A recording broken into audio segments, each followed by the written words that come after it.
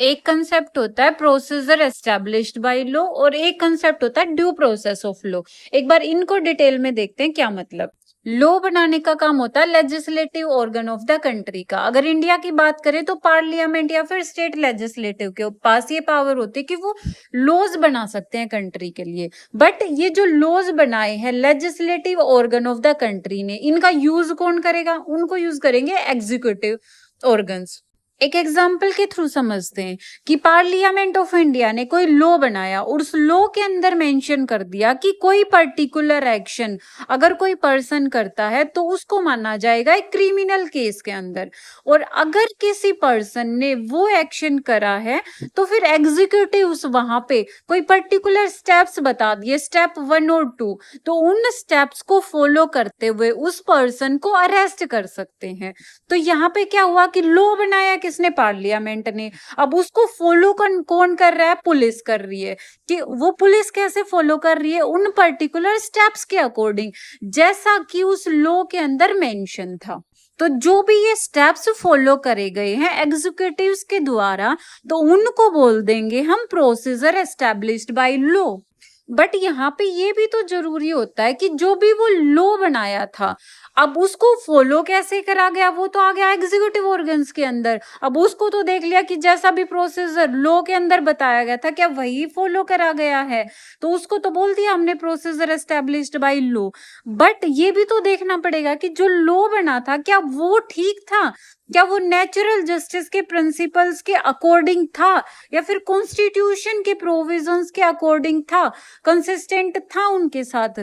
तो जहां पे ये चेक करा जाए कि वो लॉ कॉन्स्टिट्यूशन के प्रोविजंस के साथ मेल खाता हो और उसके साथ साथ जो भी प्रोसीजर उस लॉ के अंदर बताया गया है उसको भी अच्छे से फॉलो करा गया हो, ये दोनों चीजें चेक करी जाए तो उसको हम बोल देते हैं कि due process of the law follow हुआ है।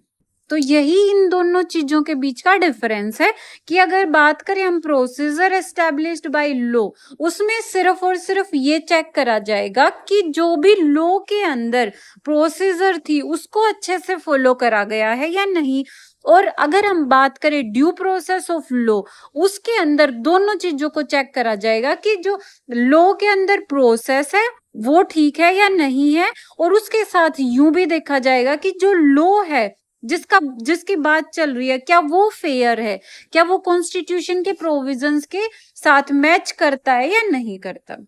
दूसरे वर्ड्स में हम यूं भी बोल सकते हैं कि जहां पे सिर्फ एग्जीक्यूटिव एक्शंस हैं उनको देखा जा रहा हो, उनको चेक करा जा रहा हो, तो हम बोल सकते हैं कि प्रोसीजर एस्टैब्लिश्ड बाय लॉ को फॉलो करा गया है। और जहां पे ये एग्जीक्यूटिव एक्शंस के साथ साथ लेजिस्लेटिव इनेक्टमेंट्स, मतलब जो भी लॉ बना है उसकी वैलिडेशन को, उसको यूं देखा जाए कि कॉन्स्टिट्यूशन के प्रोविजंस के साथ मैच कर रहा है, क्या वो लॉ फेयर है, इस चीज को भी देखा जाए तो उसको हम बोल देंगे कि due process of the law follow हुआ है। तो इन दोनों कंसेप्ट्स को हमने डिटेल में देख लिया कि क्या डिफरेंस आता है, क्योंकि कई बार इन दोनों टॉपिक्स में लगते सिमिलर हैं बट क्या डिफरेंस है इसके अंदर कंफ्यूजन होता है। बट अगर इसके बाद भी कोई कंफ्यूजन है तो कमेंट सेक्शन के थ्रू पूछ सकते हैं।